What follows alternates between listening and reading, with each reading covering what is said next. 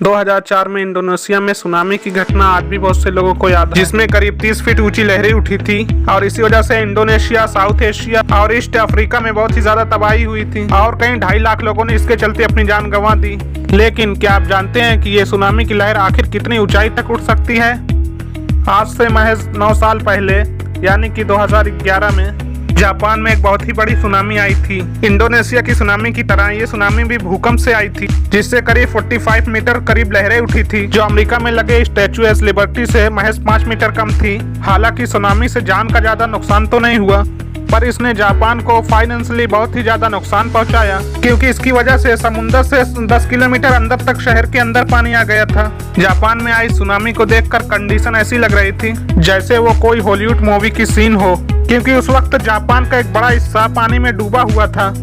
दोस्तों, इस सुनामी से जापान को करीब 22 करोड़ रुपए का नुकसान हुआ था, जो कि साउथ अफ्रीका के जीडीपी से भी ज्यादा था। खैर, इस तरह की तो सुनामी दुनिया में अक्सर आती ही रहती है, पर इससे अलग तरह की भी एक सुनामी होती है जिसे हम सब मेगा सुनामी भी कहते हैं, जो इन रेगुलर सुनामी से भी ज्यादा खतरनाक है। आप सोच रहे होंगे कि सुनामी और मेगा सुनामी में डिफरेंसेस क्या है, पर अगर देखा जाए रेगुलर सुनामी समुद्र के अंदर आए हुए भूकंप की वजह से आती है, जबकि वहीं दूसरी तरफ मेगा सुनामी तब आती है जब पानी के अंदर कोई बहुत ही ज्यादा फोर्स के साथ कोई बड़ी सी चीज गिरती है, जिस वजह से बहुत ही बड़ी लहर बनती है।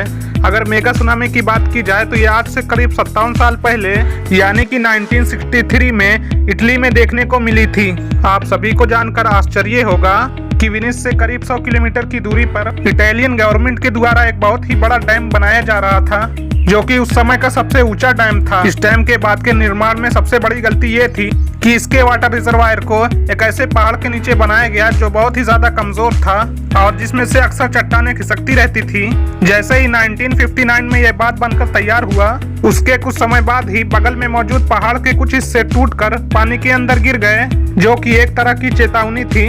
हालांकि इस तरह की चेतावनी के बाद भी इटली के सरकार द्वारा कोई ध्यान नहीं दिया गया और ऐसे ही केजलिस के चलते पहाड़ का एक बहुत बड़ा सा हिस्सा टूटकर पानी के अंदर गिर गया। हालांकि उस समय इंजीनियर द्वारा उसका वाटर लेवल कम कर दिया गया था, क्योंकि उनका कहना था अगर पहाड़ का एक बड़ा सा हिस्सा टूटकर इसमें गिरता भी है तो इससे कोई ज्यादा तबाही नहीं होगी। लेकिन ऐसा हुआ नहीं। जब पहाड़ का एक बड़ा सा हिस्सा पानी में गिरा तब इससे इतनी ताकतवर लहरें उठी कि इंजीनियर की कल्पना से 10 गुना ताकतवर थी और इसी वजह से रिजर्वायर से करीब 820 फीट ऊंची लहर उत्पन्न हुई, जो दुनिया की सबसे ऊंची बिल्डिंग यानी कि बुर्ज खलीफा के 1/4 जितनी ऊंची थी। आप सभी को जानकर आश्चर्य होगा कि इस पहाड़ को रिजर्वायर के अंदर गिरने की वजह से पानी के अंदर बहुत बड़ा सा गड्ढा हो गया था, जो कि 80 मीटर चौड़ा और 200 मीटर गहरा था।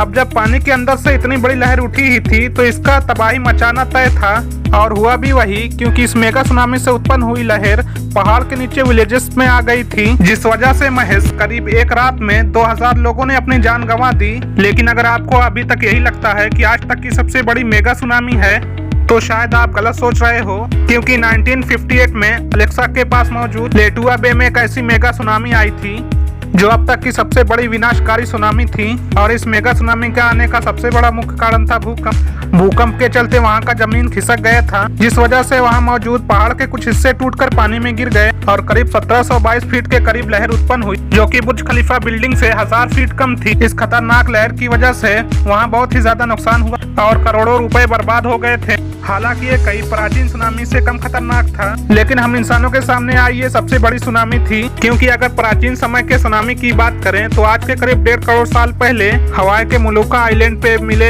एविडेंस बताते हैं यहाँ मौजूद समुद्र के अंदर एक वोल्केनो का आधा हिस्सा गिर गया था, जिस वजह से करीब 1970 फीट ऊंची लहर उत्पन्न हुई थी, जिसने मोलुकाई और उसके आसपास के सभी मौजूद आइलैंड को डुबा दिया था। लेकिन क्या ये भी धरती पे आई सबसे बड़ी सुनामी थी?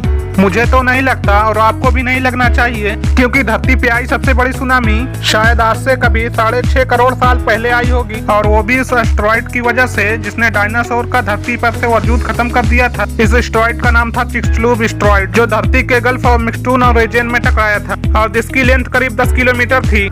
इस एस्टेरॉइड में इतनी ज्यादा पावर थी, जब वो धरती से टकराया तब समुद्र से करीब 5.1 किलोमीटर ऊंची लहरें उठी थी, जो कि हमारे धरती के इतिहास की सबसे ऊंची लहरें थी।